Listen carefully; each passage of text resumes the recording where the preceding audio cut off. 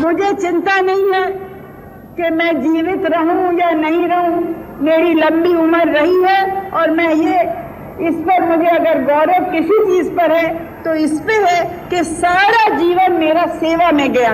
एक राष्ट्र की शक्ति उसकी आत्मनिर्भरता में है, दूसरों से उधार लेकर काम चलाने में नहीं। अपने इन शब्दों के अनुरूप इंदिरा गांधी जी ने खेत खलिहान से लेकर जंग के मैदान तक देश को आत्मनिर्भर बनाने में कोई कसर नहीं छोड़ी।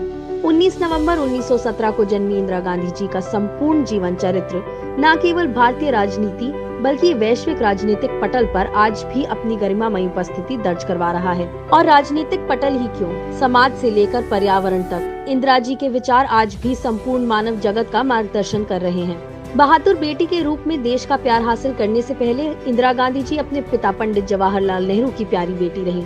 नेहरू जी की अचानक देहांत के बाद जब शास्त्री जी को प्रधानमंत्री चुना गया तो पार्टी जनों के आग्रह को इंदिरा जी टाल नहीं पाई और शास्त्री जी के कैबिनेट का हिस्सा बन गई। परंतु 1966 में जब इंदिरा जी प्रधानमंत्री बनी तो उनका नेतृत्वकारी चेहरा पूरी दुनिया के सामने आया। प्रधानमंत्री बनने के मात्र 3 साल के भीतर 1969 में बैंकों के राष्ट्रीयकरण जैसा जनहितकारी कदम उठाकर इंदिरा गांधी जी ने न केवल बैंकों को आम आदमी के दरवाजे तक पहुंचाया, बल्कि अपने अडिग इरादे भी स्पष्ट कर दिए। इतना ही नहीं, 1971 के साल में तो इंदिरा जी ने इतिहास छोड़िए दुनिया का भूगोल ही बदल दिया।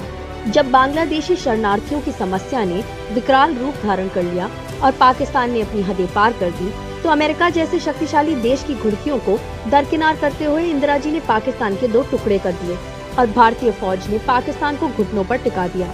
हरित क्रांति के जरिए इंदिरा गांधी जी ने देश के खाद्यान्न संकट को दूर किया। वहीं 1974 में स्माइलिंग बुद्धा के नाम से परमाणु परीक्षण करके पूरी दुनिया को अचंभे में डाल दिया। इंदिरा जी ने स्पष्ट संदेश दे दिया था कि भारत किसी भी महाशक्ति का पिछलग्गू नहीं बनेगा, बल्कि वो दुनिया में एक ताकत बनेगा। अंतरिक्ष कार्यक्रमों को गति देने में भी इंदिरा जी ने कोई कसर नहीं छोड़ी।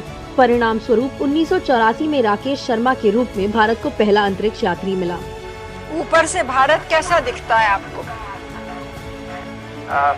मैं बगैर किसी झिझक के कह सकता हूँ सारे जहां से अच्छा। चुनाव जीतने या हारने को देश को मजबूत करने से कम महत्वपूर्ण समझने वाली इंदिरा जी सही मायनों में लौह महिला थी,